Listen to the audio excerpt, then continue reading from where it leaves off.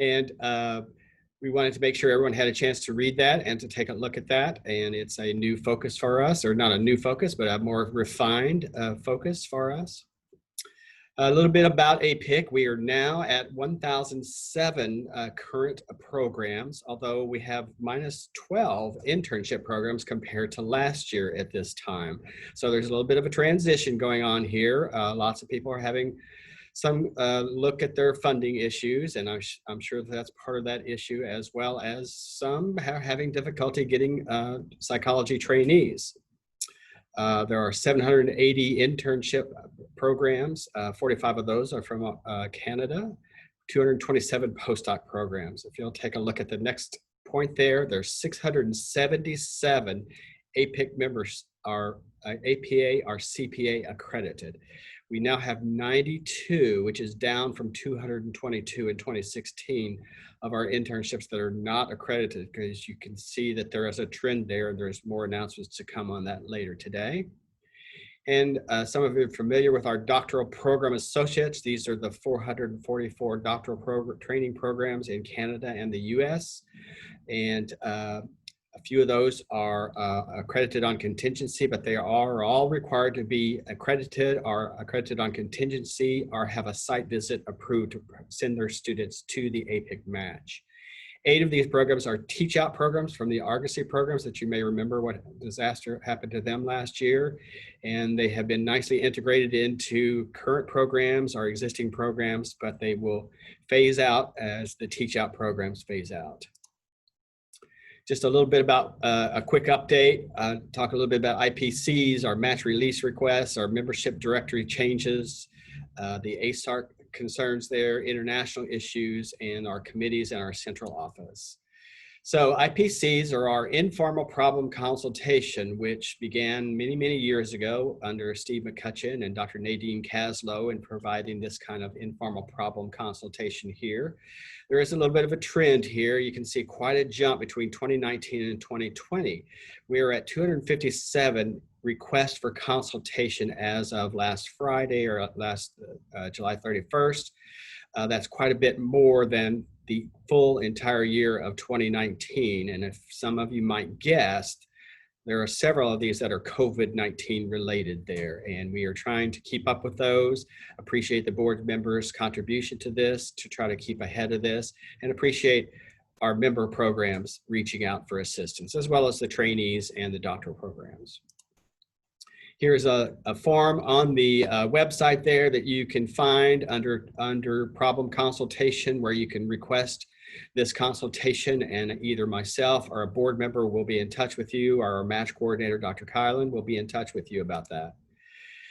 If it comes to where programs are need to be released from the match, some programs aren't aware that they need to go through APPIC to request a release from that match agreement, as well as trainees need to be request to be released from that match, or at least one of those program folks need to do that. They can simply fill that out. It's a short form with minimal amounts of information, and that way we can make sure that all 3, training director, DCT, and trainee, are on the same page as APPIC.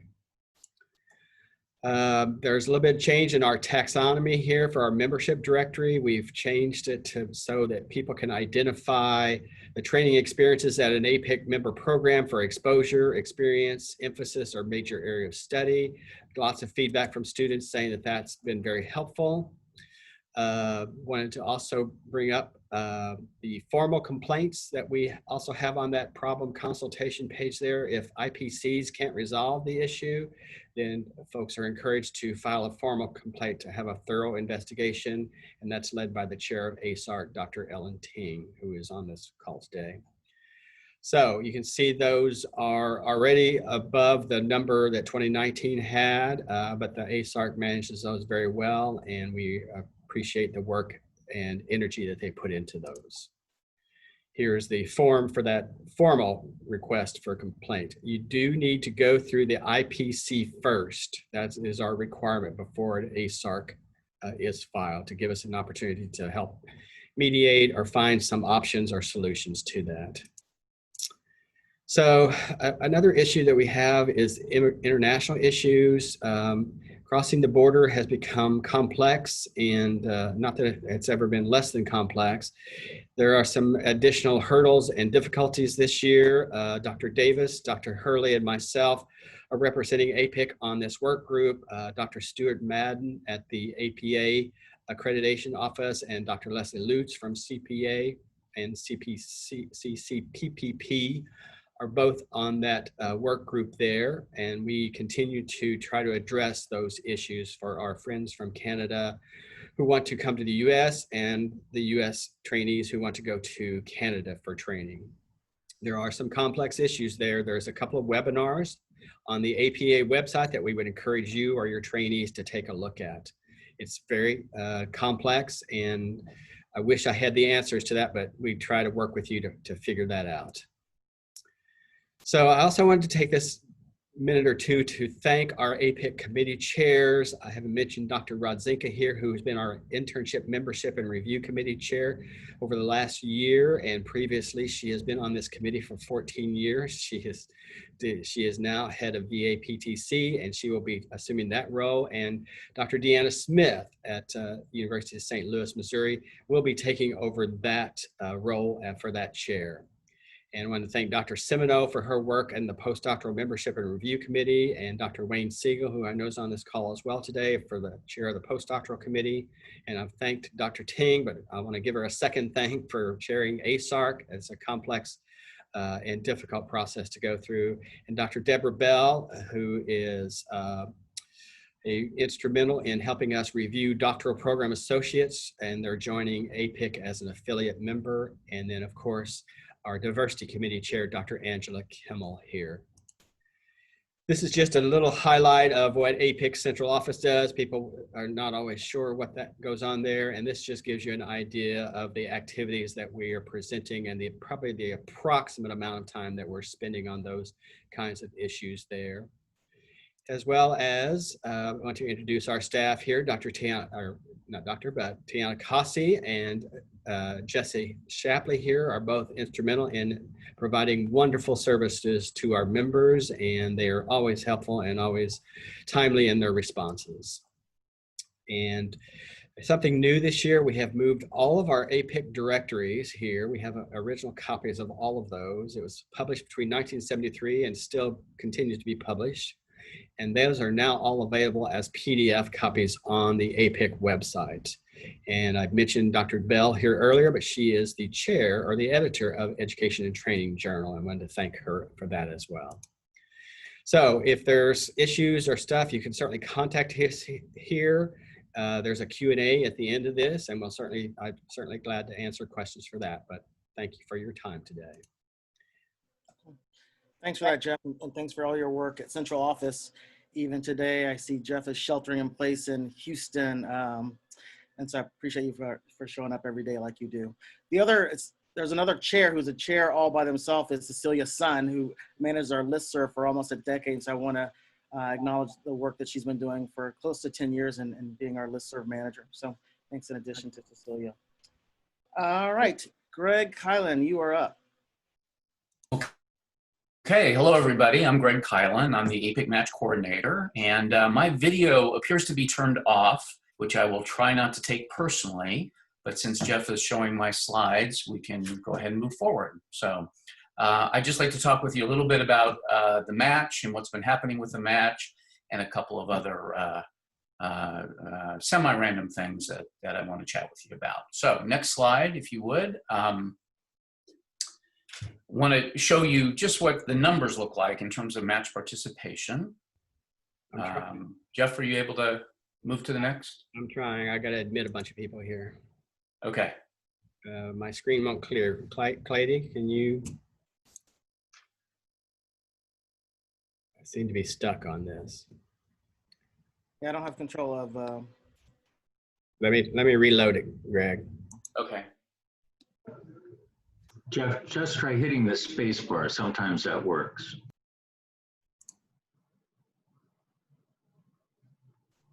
I will try whatever I can. Perhaps one of the board members could sing a little song in the interlude. There we go. All right. Thanks, Jeff. Thanks, Jeff. This is a 22-year view of the APPIC match and participation. The blue line is the number of applicants each year, and the red line is the number of positions. As you can see, we've been through harrowing times, but over the last several years, things seem to be in pretty good shape in terms of having an almost equal number of applicants and positions each year. So we've certainly come a long way. Now on the next slide, if hopefully that will work, I'm adding one other line, and the orange line is the number of accredited positions each year. And as you can see, we've also come a tremendous way with this as well. And so we are now at the point where we have about 400 too few accredited positions compared to the number of applicants. So the good news is that now there's an accredited position for essentially 90% of all the applicants. And that's certainly a tremendous improvement, but we still have a ways to go with that. Next slide. Next slide talks, I just want to talk very quickly about the post-match vacancy service. What happened after phase 2, as you can see in this little table here, whoops, it's one too far, thank you. The number of unfilled positions and the number of unplaced applicants were about equal, but what happens every year is about 150 applicants decide not to go on internship. They may fail their comps, they may have personal reasons, whatever. So a number of them drop out. And what that means is that for the last several years, we've had 100 to 150 positions in the US and Canada that have not been filled. And so that's why if you get to the post-match vacancy service, for any of you who might be doing that at this point, it can be a little challenging to get your positions completely filled. Okay, next slide, please. I just want to talk a little bit about our current situation. As Jeff mentioned, we're talking with a lot of people about a lot of different situations. And I just want to give you some thoughts that I have about recruiting during this coming cycle, because there are obviously a number of things that have changed. As Jeff also mentioned, funding is certainly a significant issue. I think most of you probably know that we require you to only recruit for positions where you are essentially certain about the funding. And we recognize that we are in tumultuous times and things shift and change, but we are still asking you to be very, very thoughtful about that. And we encourage you to talk with your leadership about the commitment of the APPIC match, about the contracts that you have with APPIC and with students, and make sure they understand the agency's commitment to the match and are willing to stand behind you, even if there are some funding challenges down the road. So asking you to really pay extra attention to that this time around.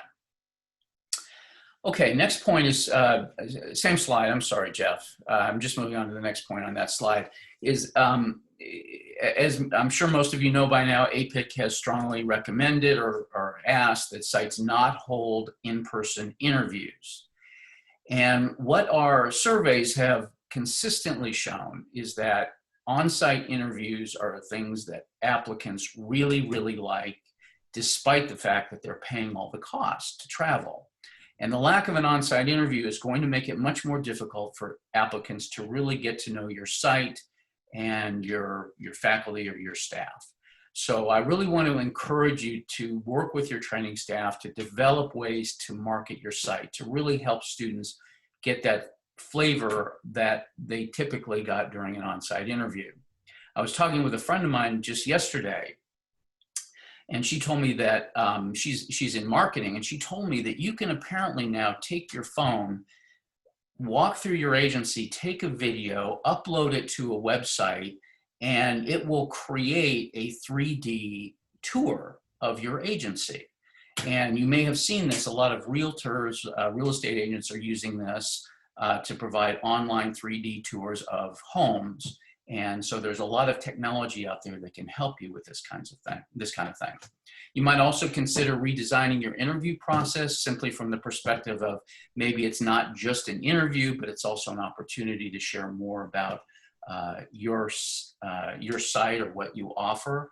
And then finally, there's this rumor that has been going around forever that somehow you can't contact applicants, or applicants can't contact you after the interview, like there's this silent period or something like that. And nothing could be farther from the truth. Open communication is absolutely fine. And so you might think about actually providing opportunities or offering opportunities for follow-up questions to applicants, since again, they're not going to have that on-site opportunity. Also, make sure your website, as best as you can, and knowing that you can't predict the future, describes any of the changes that you have made recently and that you might anticipate making. One of the important things to address is, are interns considered essential employees at your agency?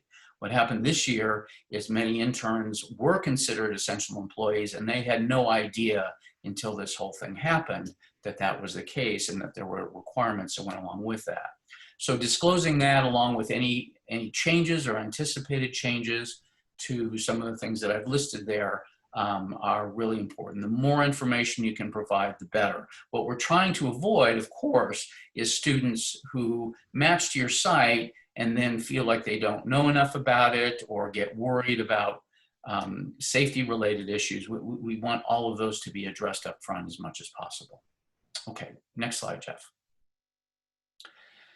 I just want to conclude with sort of some final thoughts, kind of some random things. We now have statistics available from the directory. It's under the directory menu at appic.org. And we have information such as mean stipends across agency types. And the current stipend just reached, the current mean stipend across agencies just reached $30,000. So that information might be helpful to you. I also want to reach out to DCTs who may be on this call, and we've heard rumors that students have all this money now that they're not spending on travel, so they're thinking about sending out lots more applications, which is really unnecessary. And so we really ask your help in ensuring that students don't submit more than 15 applications. And as I do every year, I will send out data and the data that we have from previous matches that supports that as a good upper limit, and that submitting more than 15 applications does nothing to improve one's chances of being matched. My next point, I think Jeff covered. Consult early with APPIC in the event of difficulties, performance concerns, and be aware that we have a match release policy, so that if there's a situation with the termination of a student, or if a student wants to withdraw for whatever reason, please understand that APPIC has to approve of any releases, and we have a process for that. And finally, I just want to highlight the issue of background checks and drug testing, which continues to be a source of, well, students who lose their internship after the match because they fail background checks, or there's misunderstandings or whatever. So again, APPIC requires you to disclose any of these requirements on your website, and the clearer that you can be about what constitutes a pass or fail is really helpful. And I also want to just mention, as we all know, there have been many recent protests, and there have been some of our students who have been arrested in that process, and such arrests may need to be disclosed on the APPIC. And so we are bringing that to your attention with the idea that not all criminal background issues are created equally. Obviously, there can be lots and lots of differences. And so we encourage you not to simply eliminate someone simply because they have a background that you look a little closer at those kinds of things. And that is all I have. So I'll turn it back over to whoever's next. Thanks, Greg. Quick question, since we're ahead of schedule. I'll take this one first question. Myron's wondering, what impact did shelter in place have on the post-match vacancy service, if any, in selection? Shelter in place in terms of, you mean quarantine? And yeah, and being able to go through selection. Well, on the post-match vacancy service, I'm not sure specifically what the impact was on the post-match vacancy service, because by the time that process started, I think we were more in the middle of this, and so it was a little bit of a more known entity. The challenge, of course, is that the match happened in February, and the pandemic really came to our awareness in March, late March. And so it sort of took everybody by surprise.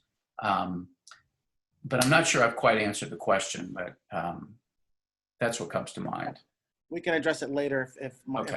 we didn't answer the question. And thank you, Greg, for all your advocacy. I don't know how much folks know that influential you've been in helping some of those programs that are getting pressure from the higher up administrators to close their internships. And I think you did a great job in supporting many folks being able to have their internship this upcoming year. So thank you for that. Thanks. Next up, Kimberly.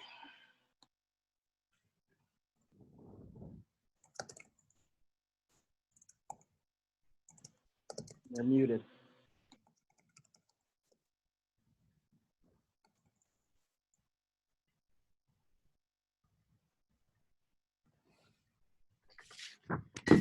Okay, so I am going to talk about all the exciting developments with the APPIC this year. Let's see, I'm having a little bit of internet instability, so I may turn my video off here and there. So APPIC fees.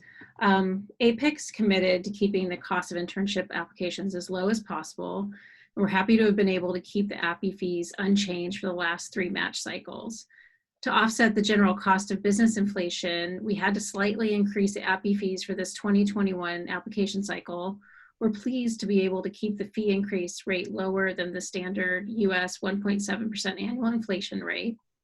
But rather than uniformly increasing the fee at each application tier, we decided to only very minimally increase the fees for the first application submitted, and then more significantly increase the fees for the application 16 plus. We took this approach with the hope of further disincentivizing students from submitting more than 15 applications, the point of diminishing return, as Greg just highlighted in his presentation. So for the average applicant who applies to 15 sites, this 2021 fee increase equates to an additional $22 in total. What we are, APPIC's really committed to trying to support our students, particularly our financially disadvantaged students. And so we recently made the decision to quintuple, 5 times, take our Cynthia Villar Fellowship Fund of $2,000 and increase that to $10,000. And we are determining a system of awarding those based on financial need in some way. So we're excited to do that. Although a lot of people have been hearing about the new conversion of the APPIC to this new digital platform. Although the look, feel, and functionality of the APPIC are different this cycle, there's really only one significant APPIC content change. And we did that quite intentionally in that with such a large conversion to the digital platform, we didn't want to make a lot of concurrent content changes. So the main change is the inclusion of telephone-based intervention and assessment activities as face-to-face contact. Historically, we did allow video conferencing in this face-to-face category, but telephone was not allowed. So fortuitously in February of 2020, APPIC put forth for public comment the proposal to add telephone-based services as well as text-based services. And there was really quite robust support for inclusion. This was very, very timely because COVID hit pretty significantly in early March. And for most practicum students, their face-to-face practicum experiences were truncated significantly and shifted to either video or telephone-based teletherapy. So details can be found at this link about the new policy of how to categorize those hours. And this was distributed in March and April and sent out again in July. So hopefully students are getting the message. We've worked closely with Time to Track to help people categorize those hours correctly. 75% of our doctoral student applicants are using Time to Track. So it's nice to have a partner as Time to Track to help us reach the majority of our applicants so quickly. So we did put forth some other content changes for public vote in February, things like adding demographic variables, moving intake interviews from the intervention to the assessment categories, etc. There was a lot more, it was less robust of a finding than the, of support than the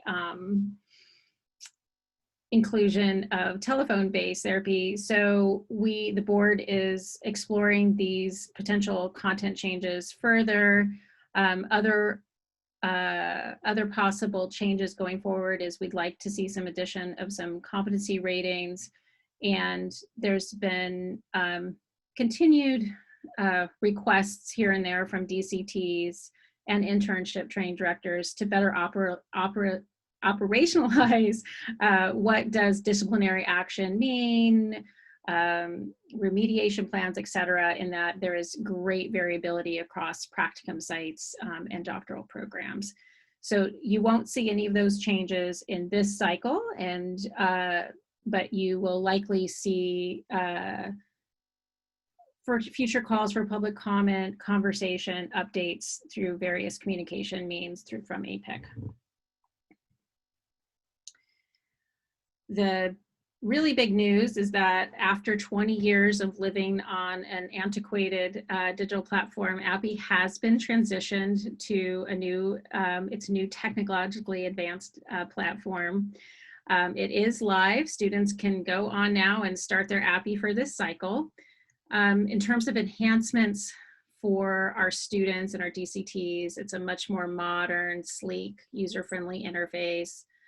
I don't necessarily advise this, but it is possible to do your entire application on your iPhone if you wish, on your mobile device. Again, I don't recommend it, but some students do prefer that. The APPIC centralized application platform did not have the functionality built in for our unique process of the DCT verification sign-off. So this was one of the reasons that Liaison actually acquired Time to Track, because Time to Track had that functionality of the ability for supervisors and DCTs to sign off on hours and evaluations.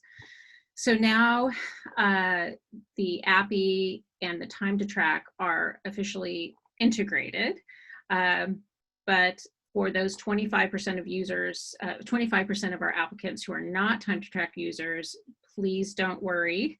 There is a new section completely devoted to the APPIC that is completely free, and you can access that in perpetuity. It does not expire, delete. You will not be pinged to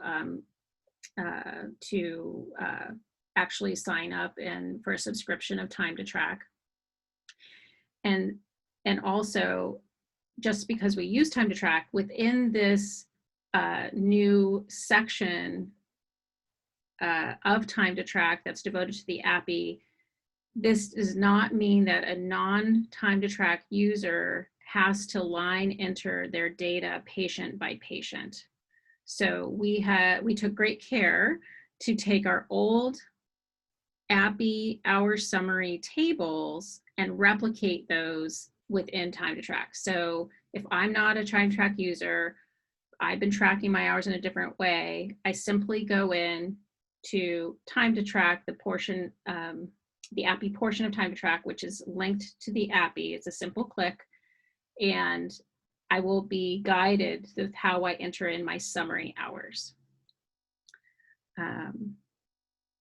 And then one of the big advantages too is for our unmatched applicants. So in prior years or to date, after each application cycle, the system is purged, which means that an unmatched student the next year has to start from scratch with their application. So their core application will be saved and they can start from there in the next year. So that's a nice benefit for our students. For the biggest benefit, the group that is going to stakeholder that's going to see the biggest amount of changes and enhancements are really going to be our internship training directors. So with the universal application, over the years, training directors have talked about, oh, I don't really need to see all of these variables on my screen and reports. I only want to see these 5 variables, and these 5 variables are different across internship sites. So what's going to be really great about this new platform is that training directors can customize their own dashboard with the variables only the variables they're interested in. Similarly, they can create reports with just the APPIC variables that are interest to them. You can, within the system, you can assign the applications to specific selection committee members to review. And then the reviewers can make comments on the application within the system. Reviewers and training directors, you can make, there's a feature called sticky comments that will allow you to make little stickies on each application along the way of just reminders to yourself about something unique to that application. One of the things that I really like about, one of the features I really like is that you could design, once you're a little more familiar with the platform, is you can actually create a weighted scoring paradigm on the variables that are really most important to you, whether that's publications and presentations, whether that's bilingual therapy abilities, those types of things. You can rank order those and then create a report spitting out your applicants in that order. And that is, could really help speed up your evaluations. There's cool batch features where you can email your application, email all your applicants at once. You can create your own interview rating forms within the system and assign those interviews to raters, your faculty staff, and they can record their ratings within the system. You have it all collated in your within your admissions portal. You'll hear me reference admissions portal. That is the new terminology. It replaces selection portal. So that might be some confusion there for a while. And over the years, some internship training directors repeatedly complained that there was a long delay between the being able to review the applications. And apparently with this new technology, there's no longer these steps of extract, transform, and load. And so apparently you can review your applications a lot more quickly. So those are a few of the exciting changes with the new platform that are possible. Oops. And so we've started doing some webinars for our different stakeholders. We're starting with the applicants, since they're the first ones in line to meet the new APPIC. And so we did our first APPIC overview for applicants in late July. Our next one is next Tuesday. DCTs are welcome if you want to see how we're walking students through the APPIC. There is one on the 18th that's specifically for DCTs to go over the new verification process with the new APPIC. we took great care again to make it look and feel very as similar as possible to the old version, in the sense that once a student submits their hours to you for verification, you will get an email that takes you to the DCT verification portal, which technically lives in time to track in the new system. In September, we'll start a series of webinars for our internship training directors, and we will go over in great detail how to use some of the basic features and designing your own dashboard, to the more advanced, shiny features of creating weighted scoring paradigms and rank ordered lists.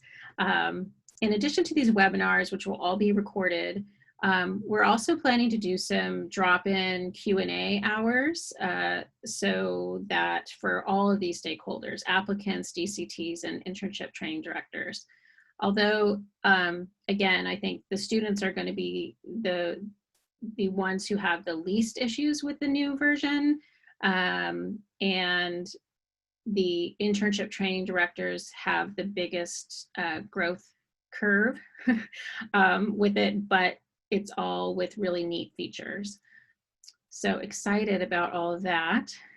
And then if you have any questions about the new platform, if they're super technical, I suggest you reach out to the APPIC technical support here at this email address. And then for anything content related, you're welcome to reach out to me, and here's my email address. Thank you, Kimberly, and for doing all the work with this conversion, as well as addressing those last minute emails that come from students as we approach deadlines. So I appreciate that work in the past, as well as thank you in advance for what's about to come your way. Yeah, my pleasure. My pleasure. Thank you. All right, so now I'll turn it over to Mariela. All right. So just as a reminder, I'm Mariela Self, serving this year as past chair. And I'm just going to try to get these started. So you will hopefully all be aware of this. The APPIC board has been talking for several years about the potential to consider requiring internships to become accredited to maintain eligibility to participate in the APPIC match.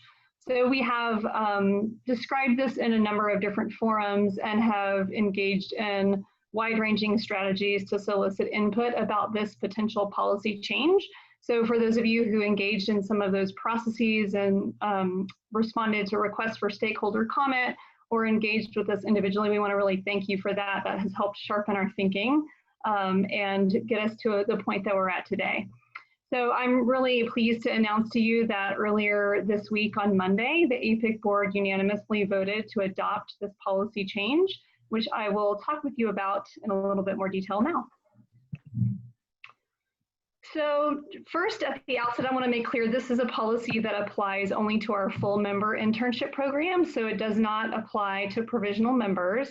Provisional members still have their up to 3 match cycles to access the match before they move to full member status. So this policy is specific to full member internship programs. And the crux of the policy is that unaccredited full member internship programs will be given a pre-accreditation eligibility period. And during that time, they'll be able to continue to access the APPIC match while they're in the process of preparing for accreditation and pursuing and applying for accreditation. I'll talk a little bit more about how that pre-accreditation eligibility period is defined in just a moment.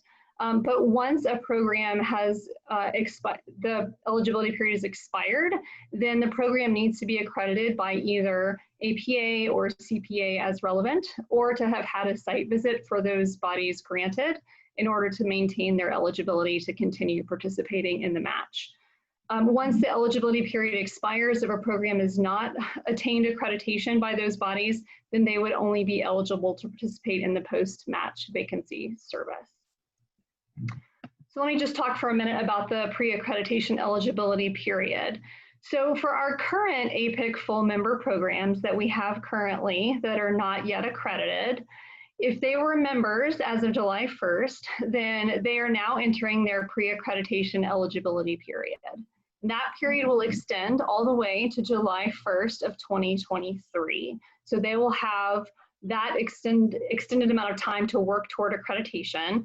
And for the 2024 match, what will need to happen for them to maintain their eligibility to continue participating in the match is they will need to have either become accredited by APA or CPA, or to have attained their site visit being granted by July 1st of 2023.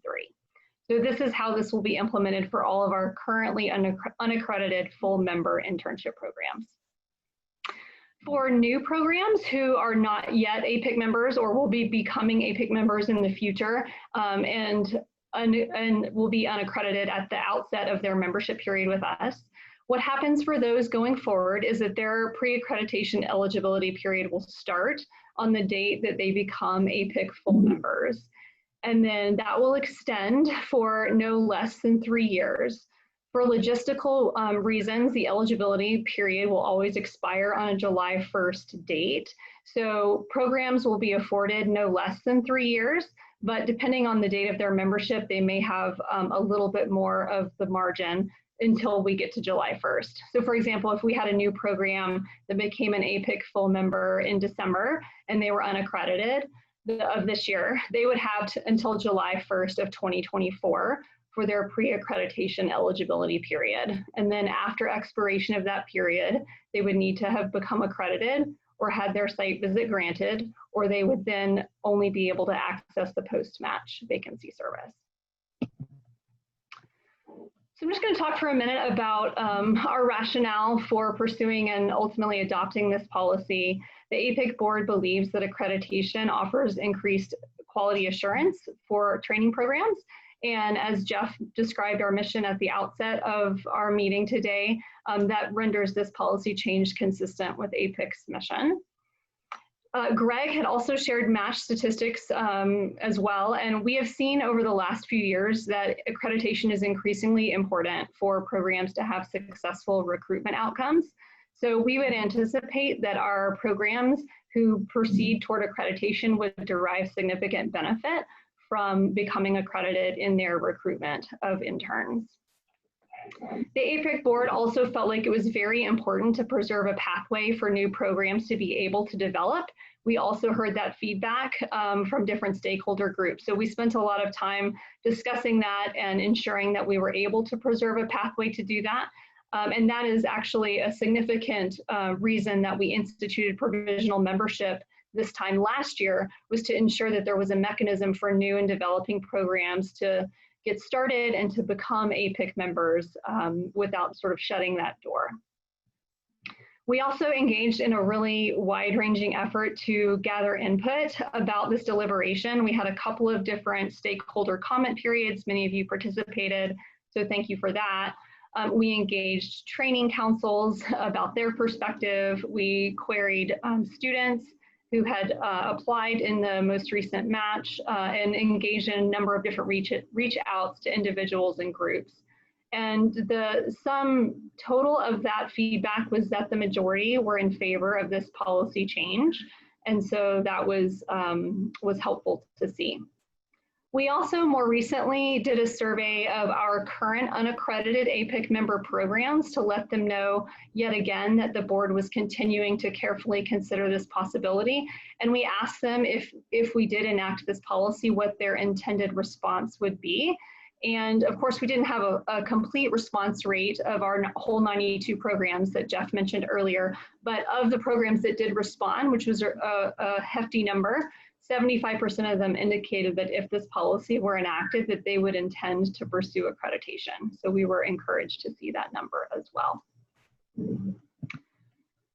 Also want to just talk for a minute about some of our planned supports. So it's been long known that both time and financial concerns are the primary drivers that are identified as barriers to accreditation. So the board has in the past had a number of supports in place with that in mind and is going to institute some additional supports as well. The first one is our Accreditation Readiness Project, which has been in place for a number of years and multiple cycles now, which is a program that supports internship programs that would like to pursue APA accreditation through a variety of learning communities and webinars and consultation support to move toward that process. During our recent board meeting, the APPIC board also affirmed our commitment to support the development of a similar kind of program for programs in Canada that are attempting to pursue CPA accreditation as well. So more will be coming about the logistics of that, but we have determined our commitment to do that. We also have an ongoing APPIC mentorship program, which is thriving. As a side comment, I'll say we're always looking for new mentors or good mentors. So if you think you might be interested in that, you can reach out about that. But that's an established program that has been very effective in helping new programs get established and move forward toward APPIC membership and toward accreditation. The board has also established an interest and commitment to provide opportunities for financially in need programs to potentially apply for a waiver of APPIC dues in the time that they're submitting for their accreditation. So the logistics of that we still have yet to flesh out, but just know that the APPIC board is committing to that, particularly for those programs who find that financial barriers are the primary concern that would potentially prevent them from pursuing accreditation and maintaining eligibility for the match. We also currently have some APA and CPA self-studies on the APPIC website. We're hoping to grow and expand that. If you have submitted one recently, we would welcome you to provide that to APPIC Central Office so that we can expand our cadre of those that are available for others. And we had solicited a number of perspectives around other supports that would be helpful. We continue to be open to considering that. And so you're welcome to reach out to APPIC Central Office if you have ideas about other supports. Our hope is certainly that all of our current unaccredited APPIC full member programs will respond to this by pursuing accreditation and will maintain their eligibility to function in the match. And we are excited about this change for students, for programs, and for the field. Thanks. Thanks for thanks for your leadership and getting us here. This is a true, I think, benefit to the field and training in general. And I'm hoping there might be some questions later regarding this. I know there's a lot of information that can be confusing, so we have time later for this. But now we're moving to Daniel, our treasurer. I will unmute myself. Hopefully you all are able to see my presentation. Oops, and that's not the right one. Let's start off at the beginning. So I'm Daniel Hurley, the treasurer for APPIC this year. I'm very pleased to have an opportunity to share kind of our financial picture and talk especially about how we're using our resources and ways to help support the training community. So broadly, starting off, obviously this year has been a year of a variety of crises. And despite this, we continue to be on sound financial footing as an organization where we continue to have over a year of operating budget and reserves and cash, which is something that we very much strive for, just to have stability of the organization. Some of the reasons for why, despite kind of the multiple crises, why we're doing well financially is because we've had lower expenses, and I'll go into more details around that, but this is really coming from travel restrictions for our committees as well as our board members and decreased travel costs, as well as needing to shift our membership program from the in-person version into a different format. And because APPIC really does front end a significant amount of resources to be able to put on those conferences, that was helpful for our expenses this year. Of course, with any uncertainty in a crisis, there are questions about how this will impact us in the 2021 budget, especially if we have any changes in terms of our membership numbers. But again, due to our cushion that we have, we continue to see ourselves in being in a good position financially. In terms of our utilization of resources, one of the tenets is to have a very conservative profile of resources. So this essentially is only about 20% of our APPIC portfolio in the market, and I'll go into how that's looking in just a couple slides. Broadly, we've really been taking a stance of looking at being good stewards of these resources and trying to be conscientious about ways in which we can utilize these to benefit our members. And already a couple of them have been alluded to in terms of additional financial supports for applicants as well as members, but that continues to be a strong focus of the board. And kind of more less exciting components, we are in a situation where we're doing our required audit, so that is currently underway. Thank you so much, Jeff, for all of your efforts around that, including some in-person time with the auditors. So since we last met and since the last Treasurer report, we have had a couple of shifts in terms of our philosophy for our investments, and the purposes behind these were twofold. The first of which was to start being more conscientious about using our funds in ways that are socially conscious as well as sustainability oriented. So we've actually transitioned some of our funds into index funds that are focused on these areas. This felt very much in line with the values of the board, and I think that will be something that we continue to do. The other shift has been one of being better stewards of our resources. So one of the things that we've done was shifting from higher cost managed funds to a suite of diversified low cost index funds that really give us essentially the same portfolio, but with significantly lower fees for the organization. So this is, I think, a great slide that just gives an overview of how we've been doing as an organization over the years. In 2019, we continued to have a surplus of income over expenses. Now, I think there is the opportunity for sharing a little bit more around what that really entails, because 2019 was a very good and strong year for the stock market. The vast majority of that surplus actually came from improvements in our portfolio.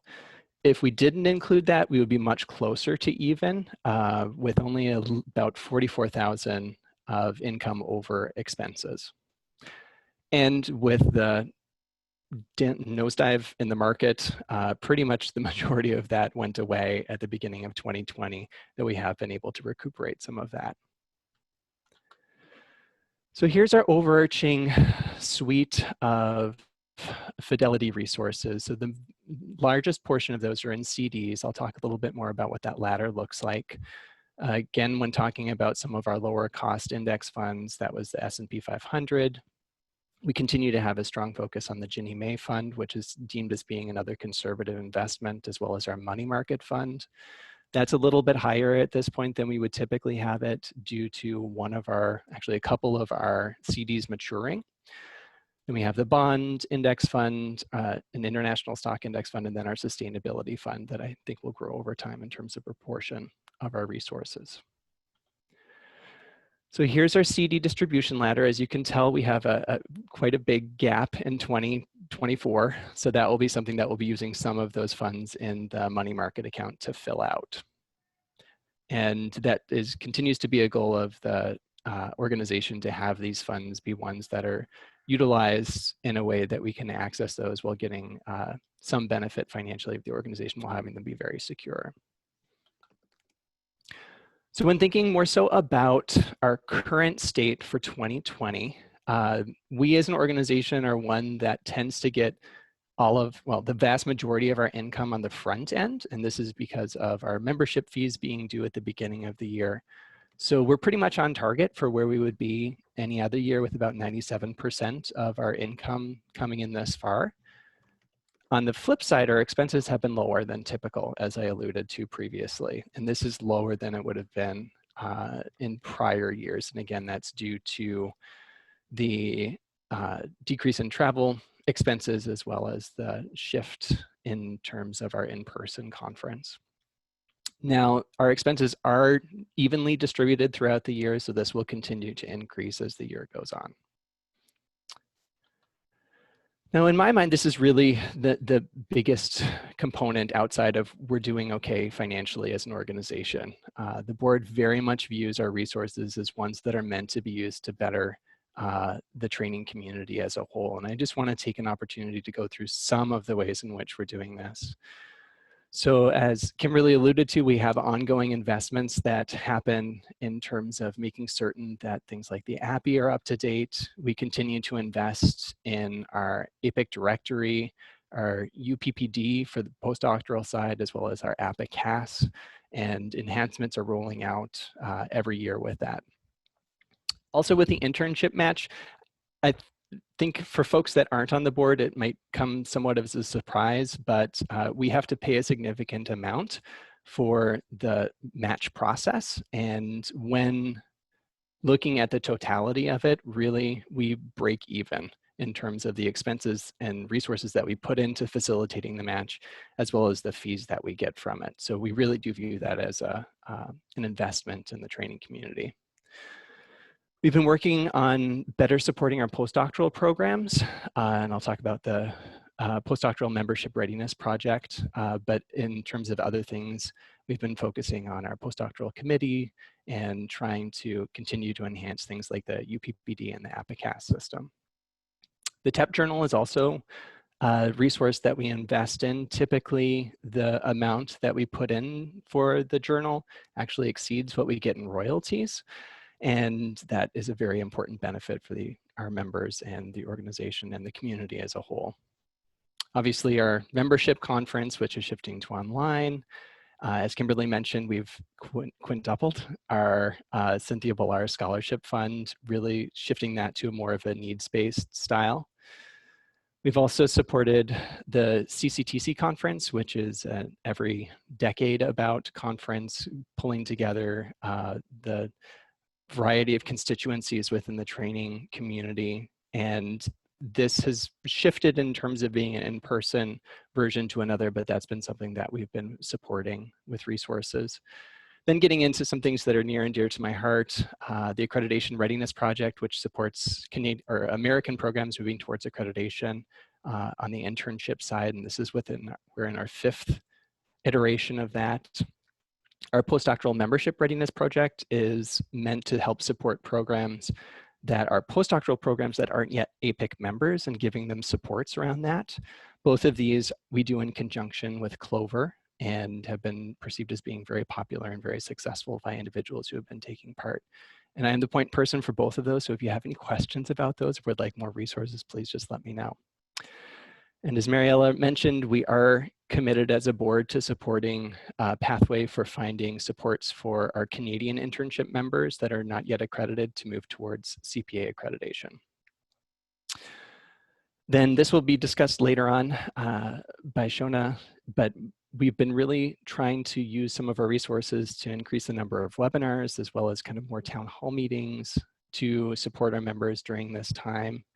And we have also been looking at ways in which we would be able to continue to support non-accredited members in financial ways, as Mariella mentioned, in terms of considering and actually having voted for and approved waiving of fees for when unaccredited internship programs that are in financial need apply for accreditation. So with that, I will stop sharing and look forward to any questions that folks have at the end. Thanks, Daniel. Thanks for your stewardship with our money. And I guess members' money, I should say. Yes, if you have questions, do put them in the chat and I'll collate them and make sure we get them addressed at the end. And now we have just two more updates. Next up is Allison. Great. Thanks, everyone. It's great to be with you all today. I have the pleasure of sharing the updates on our postdoctoral initiatives over the last couple of years. And I would be remiss if I did not share that the bulk of the thanks for these updates really goes to our postdoctoral committee, which is chaired by Dr. Wayne Siegel, and also my colleague on the board, Dr. Dan Hurley, who you just heard from with regard to the PMARP project, or mentoring non-member programs into membership at the postdoctoral level. So let me just start with sharing what we're doing when it comes to unification and collaboration efforts within the field. at the postdoctoral level. So I think folks are familiar now with the postdoctoral selection guidelines and the reciprocal offer component of those guidelines. The postdoctoral committee has worked hard to develop those for the coming selection cycle, so they are up on the website and ready to go. Along those same lines, a piece of that is the Uniform Notification Day, or the UND, and that's February 22nd, 2021. And again, that's included on our website. Now, we are still continuing to fund the Universal Psychology Postdoctoral Directory, or the UPPD, for all programs, not just APPIC member programs. And again, that's part of an effort to bring everybody together into one community that can work together for the betterment of the field, and particularly the trainees when it comes to postdoctoral selection processes. We also continue to support the APPIC Psychology Postdoctoral Application System, or APPICAS. And for those of you who've worked with APPICAS, you probably got an email today saying that you can configure your portal in the pre-launch environment for WebAdmit. And I'm sure we can look forward to an announcement about that from the postdoctoral committee or someone on the board coming soon in the listservs. And then, of course, we have the postdoc related email groups. I've included links to where you can find some of those materials on the slide. But again, all of these are in the service of bringing people together for the betterment of everyone, particularly those with the least power in this process, which would be our trainees. And then in addition to that, we have a number of educational and support efforts. So one thing that we found year over year, and when I say we, I really mean the postdoctoral committee and the rest of the field too, but really we found that incoming interns vary in their knowledge about the importance of postdoctoral training in that education and workforce pipeline in health service psychology. And so one of the things that we thought might be helpful would be to put together an educational tool that could be used at the doctoral level, with students to start socializing them to the importance of postdoctoral training and where it falls in that education to workforce pipeline.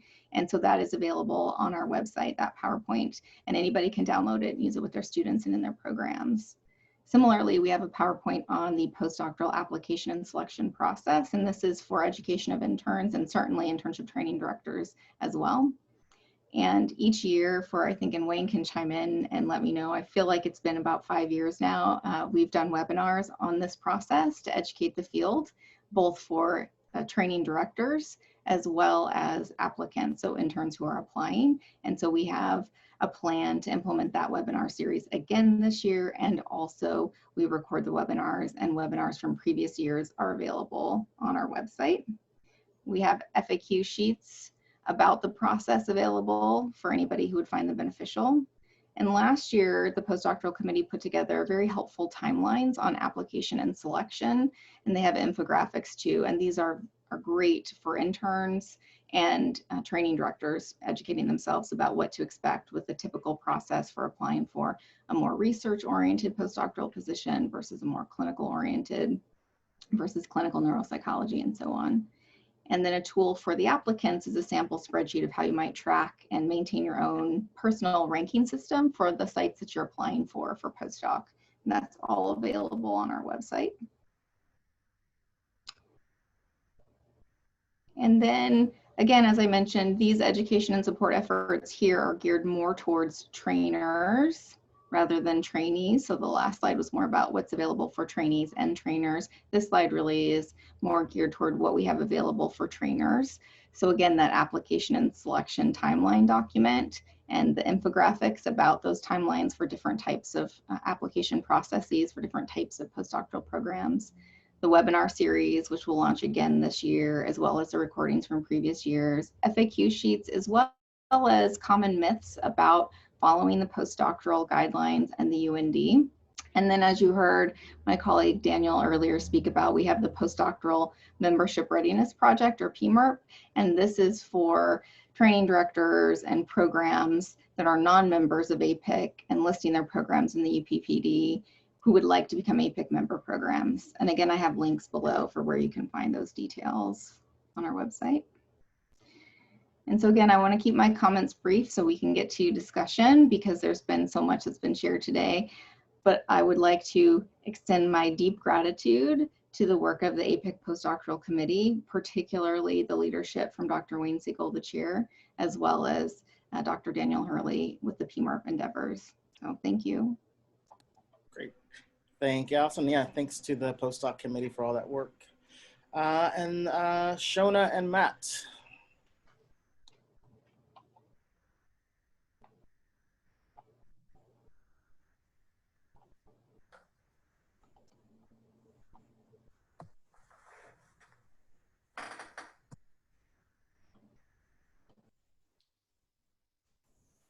Hi, everyone. do you wanna- Thank you. I'm going to share my screen. I'm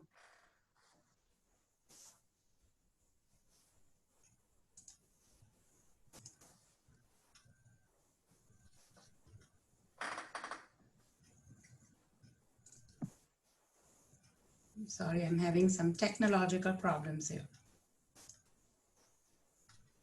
Looks like it's up. Is it Oh, up? there we go. Okay, sorry. Looks like it is. I hope everyone can see it.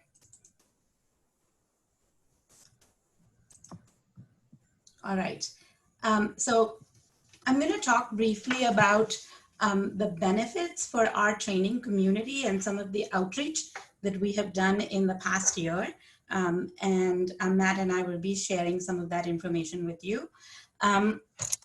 In terms of how we can support our members, our mentorship program has already been mentioned. I took this over a year ago, and in this past year, we have had 59 requests for mentorship for new internship and training, internship and fellowship training directors. If you have not heard from me and you recently put in a request, it's because we're inundated with requests for support, but you are on our list and we will get to you. I want to shout out to our current members and express our gratitude. Thank you so much for the time that you invest in supporting members of our community. And to those of you who are on the call, if you are not already an APPIC mentor, please sign up. You can email me or you can sign up through the website. In the past year, we have implemented several community calls in the form of a town hall or a community call that facilitates a dialogue and sharing of information among our members. We learn most and best from each other. And especially in the last few months, I'm grateful that so many of you have participated and joined in the calls and shared what you've been doing in your programs and asked questions. And we'll talk about that in just a second. We also have offered several APPIC webinars in the past month. The difference between the calls and the webinars is that the webinars are intended to actually provide some information to our membership along with continuing education credit for TDs at member programs that is available if you participate in the webinar live. And finally, our APPIC membership conference, which, as you know, very disappointingly was canceled, scheduled for this past April. And we will be offering the content that was accepted for presentation at the conference during the winter and the spring in this next year, and planned for a conference in 2022. Our community calls that we offered in the last few months included, in the fall, we talked about managing applications, and those were really small groups. And I received emails and requests from many of you asking to make the group of people who could participate larger. I think that one of the silver linings of the pandemic is that we have all become much more adept at using Zoom and technology to our advantage. So we're now able to offer larger calls and engage many more of you in discussion. We did one earlier this year on adapting your training program to COVID-19. We talked about diversity considerations. We had 2 events on standing up for social justice and combating racism and oppression. And at the end of June, we put our heads together to talk about virtual orientation and onboarding during COVID-19 and the transitions that many of our programs were planning for at the time. Your feedback And I thank all of you who fill out our document at the, our Google Forms document at the end of the event. The feedback has been overwhelmingly positive with requests for more and similar events. And as we move forward with this initiative, we're going to be thinking about, what the right size is for a group in terms of facilitating participation, whether it's appropriate to tailor content for specific types of sites. For example, the COVID adaptations was particularly useful for sites that have a lot of inpatient work and sites that do assessment, whether to have ongoing regular check-ins or special topics. We're thinking about how we can, again, use technology to our advantage and perhaps make more use of the breakout rooms facility in Zoom. And also, to this end, we're going to have a monthly sort of APPIC board facilitated office hour, coffee, chat, town hall, whatever you want to call it. We haven't come up with a snazzy name for it just yet, but we will be offering a monthly event that will be scheduled and open to everyone. And we're also really welcoming your participation and provision of your resources to us so we can upload them on our website. As you know, there's a training, there's resources for training directors, and you can feel free to send them to me and I will upload them. I'm going to turn this over to Matt for a second to talk about our webinars and the membership conference. Thank you, Shona. So we did several webinars over the past year, particularly since COVID came and struck us. We did a joint webinar with APPIC. No one prepared me for training in a pandemic that had, I think, almost 200 attendees. One of the things we've noticed is that attendance is higher in the virtual format than it might be in an in-person format. We did internship preparation, new training director workshop, managing issues related to international students, which was mentioned before, virtual recruitment and selection, and the new APPIC platform. And we expect that most of these will continue to be in demand, and we'd like to offer continued webinars in the areas that are most important to our members. And like Shona said, we want to hear from you about what topics would be of interest to you the most. As we're all aware, we canceled the conference. That was gut-wrenching. And I want to just publicly give a shout out to Mary Mendoza-Newman and the conference planning committee, who put in a tremendous amount of time and energy and thoughtfulness, which then of course was quite disappointing for the committee and all of us. And I know that many people on this call have been through that experience over the past years. Thank you, Clady. Feel free to share ideas for webinars and community calls in the chat. And we'll also be giving you our emails where you can reach out to us and share those ideas there as well. But that being said, with the canceling of the conference, it is generating lots of creativity for us. We discussed whether or not we wanted to push to 2021 for the member conference. And we made the decision that there'd still be too much uncertainty in 2021. So we are planning for a 2022 member conference. So let's go to the next slide. Thank you, Matt. So in terms of what you can look forward to, we're trying to make this easy for people to remember. So on the third Thursday at 3 p.m. TTT of every month, we will have a community coffee chat office hours. We will make an announcement via members news, and you can sign up on the APPIC website. And this will start on August 20th, which is 2 weeks from today. And on the 4th Friday of every month at 4 in Eastern Time, we will offer a webinar. Again, announcement will come via members news and you can sign up on the website.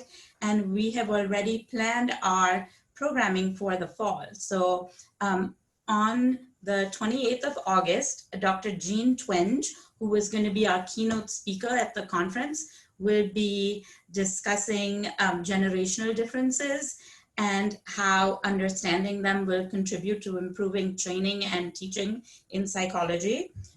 For those of us who notice and lament the differences in our training cohorts and how that has changed over time. On the 25th of September, we will be working with Dr. Kimberly Hill and Liaison to give you a sneak preview for the admissions portal of the new APPIC.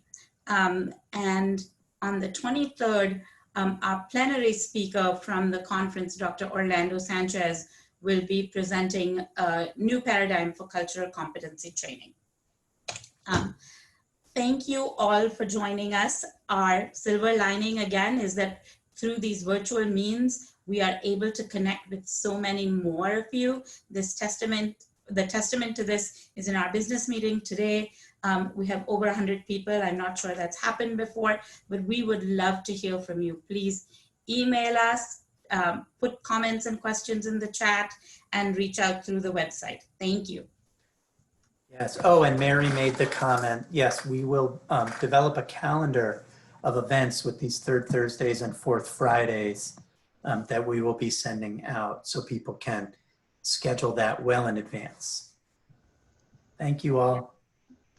Thanks, Matt and Shona. And special thanks to Shona. This was an idea that she had last summer. And I'm like, well, are people going to show up? And I think on our first one that we did together, it was small, but it was filled up in like 10 minutes. And people were like, she said, were saying, hey, I want to get in. So thank you, Shona, for the idea and the follow through. There are a couple questions that came in and we answered, but I know some people are on the phone. So I just want to read the question and answers, and then I'll open it up to see what questions the group has or any announcements some of our liaisons might want to make. So one of the questions was, did APPIC recover the money for when canceling the conference, and we're able to get all of our significant deposits back? And then the other question that escapes me, oh, how are the community calls and webinars advertised? They go out through the APPIC member listservs, but as we shared a minute ago, we'll have them listed on the website as well. I think I captured all. Other board members, if you see a question I missed, please chime in. I'll just add that there are many of the webinars that we previously completed or offered have been recorded, and so the recordings are also posted on the website too, so people can still view those. Yes, you can go to training resources on the appic.org website, and there should be a list of those webinars, either under COVID-19 or APPIC community webinars. I don't know, Allison, during your talk, if I missed it, there was a question about positions and applicants, and did you cover that, or should we ask Wayne to weigh in? No, let's ask Wayne to share, yeah, as best he can. So there was a question about what does the landscape for postdoctoral positions look like? Similar to the match statistics, do we have a sense of how many applicants there are versus positions? And I know without a match, the data are not as clear, but anything you can do to share about that, Wayne, we'd appreciate if you're with us. Yeah, briefly, you know, because there is no formal registration process for applicants, we don't know what that number really is. We do know that the potential universe of applicants is around 3,700, which is those who registered for the match for internship the year before, who would be applying to postdocs. We don't know the exact number of positions or programs either, but from the UPPD, which has probably the majority of programs listed in it, but not absolutely all of them, there are over 1,200 listings in the UPPD. If we total up the number of positions, there's about 2,160 total positions. And so you would think that there would be an imbalance, but there's not.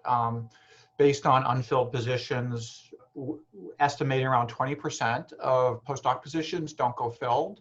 And some of those fill slowly, kind of after the UND, but many and a lot of those unfilled positions never go filled. So there's really strong evidence to believe we've got a really good surplus of postdoctoral positions. And it would be nice to kind of have more of a formal process. We've kind of contemplated ways that we could develop that, but no clear answers yet. So that's one of the challenges with postdocs is we don't really kind of understanding the world and selection and supply and demand in a real way, similar to how we understand it with internship, but it's challenging. Similarly, Wayne, there's a question about the proportion, as best you understand it, the proportion of programs that are APPIC members or accredited in that landscape from the UPPD. I fear I would get this wrong. I know, me too. Those are both, so I don't want to throw out a number, but those are both fairly small. I'm thinking 20, 25% maybe accredited, and APPIC membership maybe in the 45 to 50, and those could be off, but it's accurate in that the majority of programs are not APPIC member. And that presents some challenges in terms of quality and some of the information that we get where there are problems with applicants or programs not adhering to what they promise, that those programs tend to be not accredited and not APPIC members. And I think through COVID, we've seen some similar things happen with programs and stability too. So we do know from past surveys that APPIC member programs and accredited programs tend to fare a little better in the match. And that's good information to have. There's also a question asking if the UPPD has a way of checking programs that identify themselves as accredited when they are not. No, there is no formal review or oversight of information in the UPPD, so it's really buyer beware. We're providing that information or resource.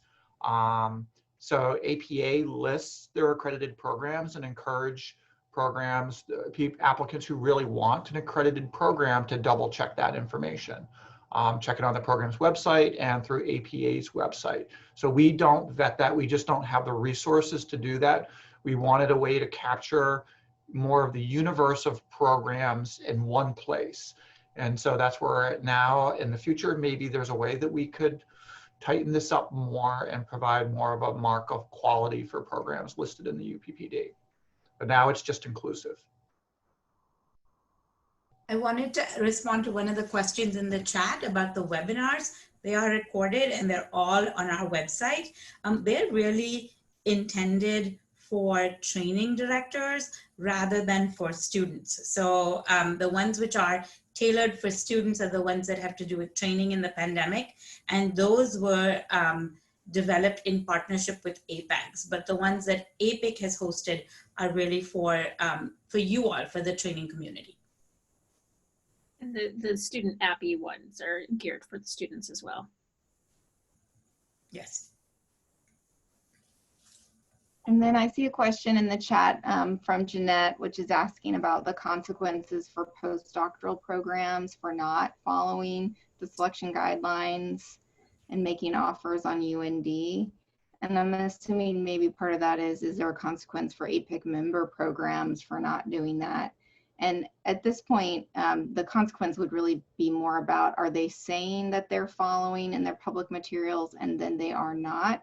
Because what we ask as a membership criteria is that you do what you say you will do in your public materials. So it is not the stance at this time that all APPIC member programs have to follow the postdoctoral selection guidelines, though we would like to invite the community to collaborate together to do what's in the best interest of applicants, which would be to share a similar process, but it is not required for membership, if that's the question. And I don't know if there's more you'd like to add to that, Wayne. Switching back to another postdoc question before you answer, Wayne, sorry. Someone asked what percentage of postdocs are accredited, and I just looked it up. We have 228 member postdoc programs, 105 of those are accredited, so about 45%. Yeah. So that question about whether programs are following the guidelines, we know that there are programs who say they're following the guidelines and clearly make a decision for a variety of reasons that they end up not doing that or making early offers when they're not supposed to. There is a misperception in the field that that is probably more prevalent than what actually occurs. I think what often happens is a program may have an applicant where a reciprocal offer is requested and they were made an offer early by maybe a more research focused program or a program not committed to following the guidelines. And then other programs feel that that program cheated because they made an early offer when we don't know the circumstances of when that was done. The committee did update the guidelines where we're asking for more kind of explicit information in how the communication between applicants and programs that will help clarify or encourage people that they're making more of a commitment to public commitment about following the guidelines. So hopefully that will help. I don't know that it's going to like fix the problem, but hopefully that will help. Wayne, there's another question about research programs and the UPPD that might be following the guidelines. If we have a sense of, if it's from Sam, I think he's wondering, is it growing? Are we including more? I'm guessing at the intent of the question, but any sense of how we're doing involving research programs in the process as collaborators? There is a small percentage of research focused programs that are following the guidelines. I think many of them are VA MIREC programs that are choosing to do that. I can't really comment on whether that number is growing. I would like to see that number grow and encourage programs to do that. I think they have nothing to lose by doing that, because they could, if they get if an applicant gets a competing offer from another program, they could respond with the reciprocal. And so it really could work. So we want to kind of encourage that. And we know those research programs are a big piece of the whole puzzle and getting everyone to kind of cooperate more. So, and Sam, be happy to talk to you more about that individually and strategies to help improve that situation. Thanks for that, Wayne. And thanks to Cecilia, who put her email address in for folks that want to check on their APPIC email subscriptions. All right. What other questions do folks have or things you'd like to share with this group? We've got about, say, about 5-10 minutes before we need to make some final comments.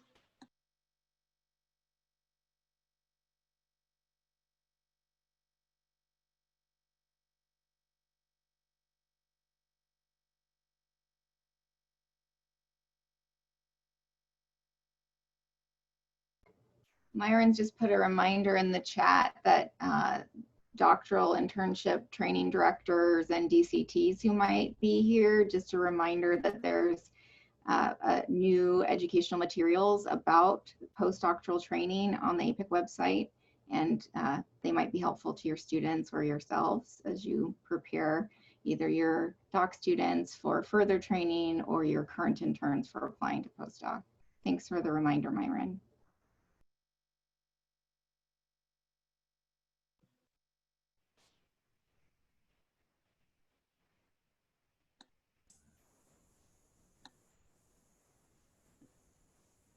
Got 101 people on this Zoom. Now's a good time if you have some information you'd want to share or get the information.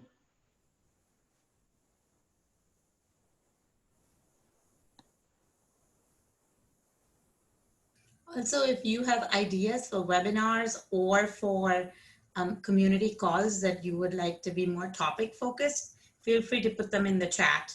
Some of the ideas that we have for the next few months are, talking more about virtual recruitment and selection, talking about creating the cohort experience and facilitating socialization when people are not necessarily on site or when they have fewer than one trainee on site, and providing just more support and the creation of a community for each other.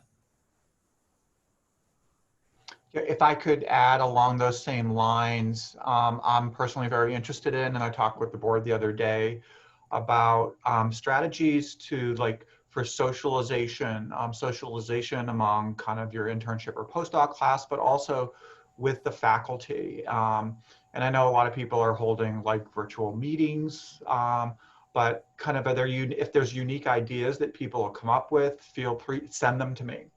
And we want to kind of put that information together, and I'm sure people are coming up with some unique ideas. One of my staff came up with, we're going to do a trivia bowl with the interns one evening. And so if there are other ideas like that, please pass them on and I'll collect them and make sure the board gets them. But I'm sure it'd be useful because it's one of the things I worry about for this year, doing virtual training from the beginning of the year.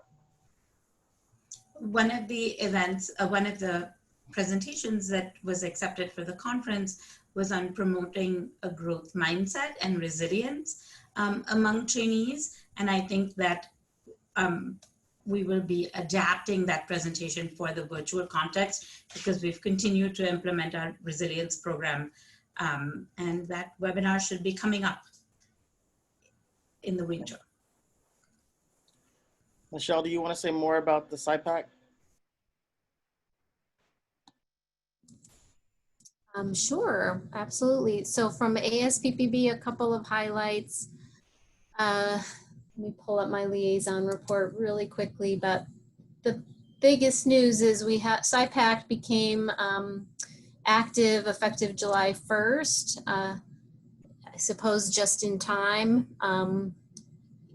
There are 14 states that have enacted SIPAC legislation, and through a grant, a workforce development grant, from now until the end of December, application fees for the e-passport, which is the credential that a person would need to be able to get to join SIPAC, those are free.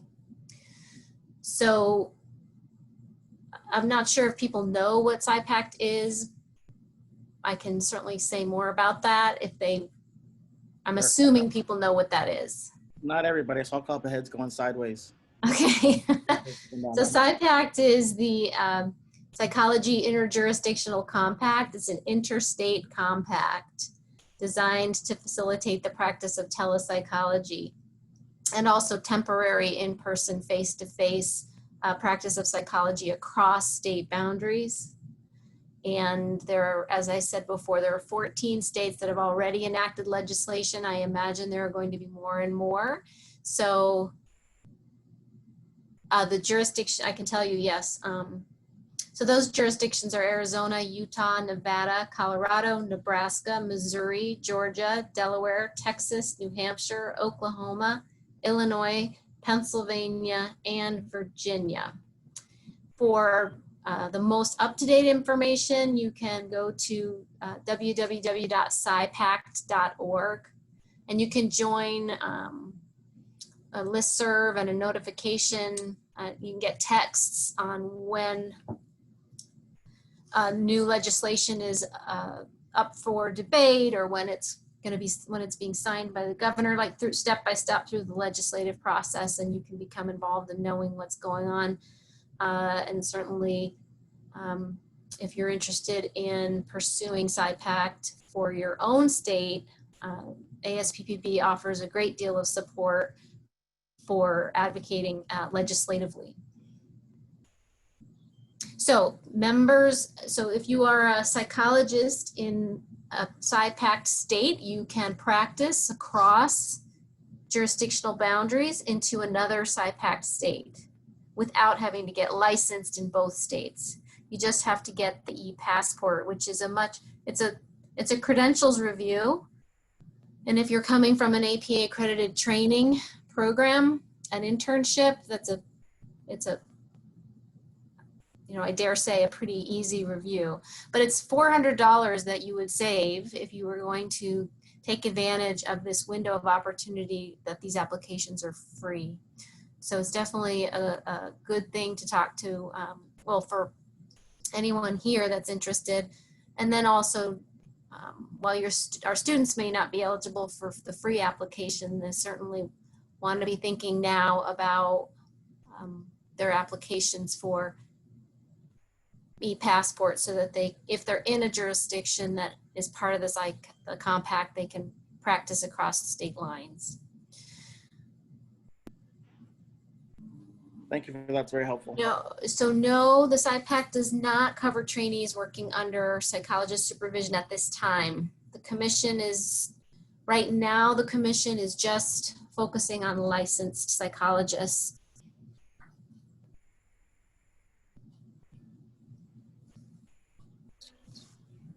And I would also add, lastly, what we can be doing with our students is encouraging them to take advantage of the free credentials bank through the ASPPB website, so that for future licensing applications, future e-passport applications, CPQ, etc., all of their credentials are banked in real time.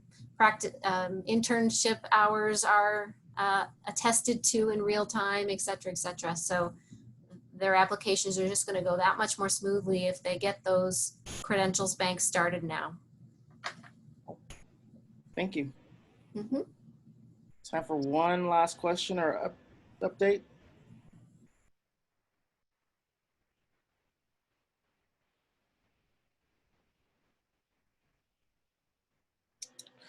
All right, well then, I definitely want to make sure there's time so folks can actually see and meet our new chair. But before we do that, this is Dr. Self's last meeting with us after 7 years on the board.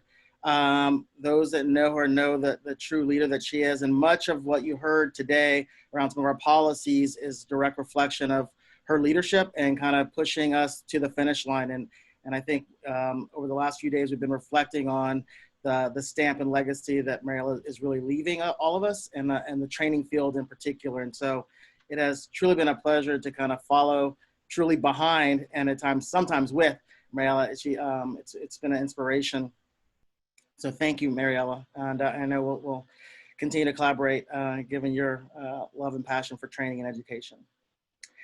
And this is also my last day as chair, and this by far has been the most rewarding professional experience I've had, in part just the opportunity to work with the colleagues on the board, those that are current as well as those that have transitioned off.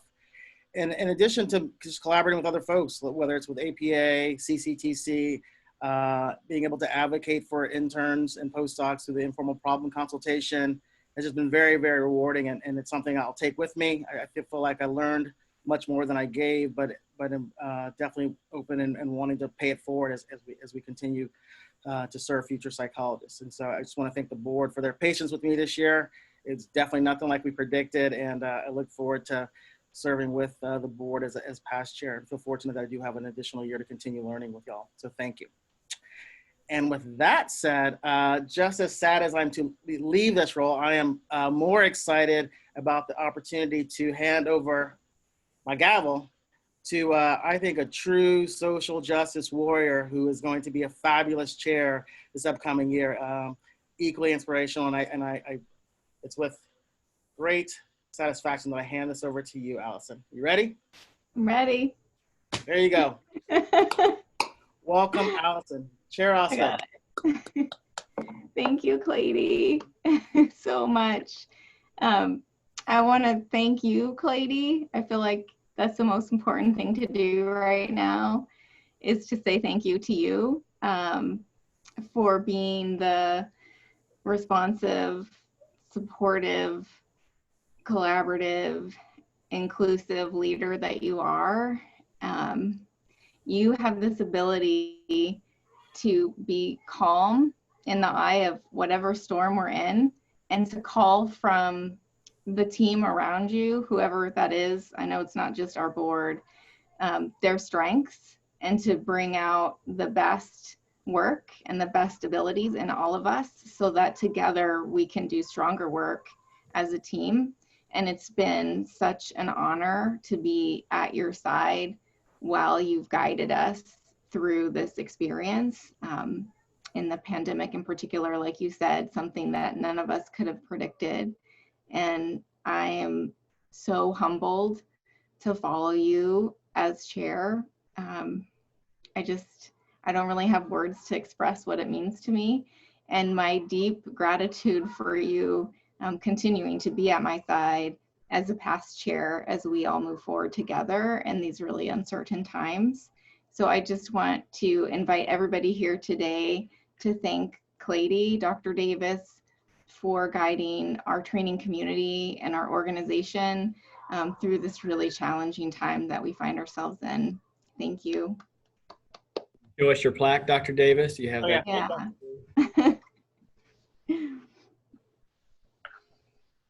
Don't you have to hand it to him, Jeff? I know, Jeff. I slipped it under the table earlier. Yeah, I got to find somewhere to put it. Thank y'all. I appreciate those kind comments, Allison. And yeah, it's truly been a pleasure. I look forward to continued collaboration with all of those on the call today. I definitely know those are heartfelt comments from Allison and many of your membership here today as well. Lots of important people on here, recognizing folks from APA and past chairs of APPIC and past presidents of APA. It's great to have you all here, and it's a nice transition, but it's an interesting transition. We've never done this virtually, so it's a new world.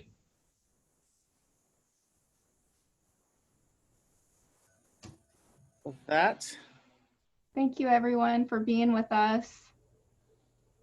thank y'all. Yeah, and I guess this is bye for now. If we were in person, would there have been some sort of like celebration, a reception, or food? So Yes, feel free to help yourself to some water. Yep, there would have been more hugs. yeah. Okay. Stop the recording now, and it'll be available in a couple days. Thank you all. Thank you, Jeff. Thank you, everyone. Bye. Take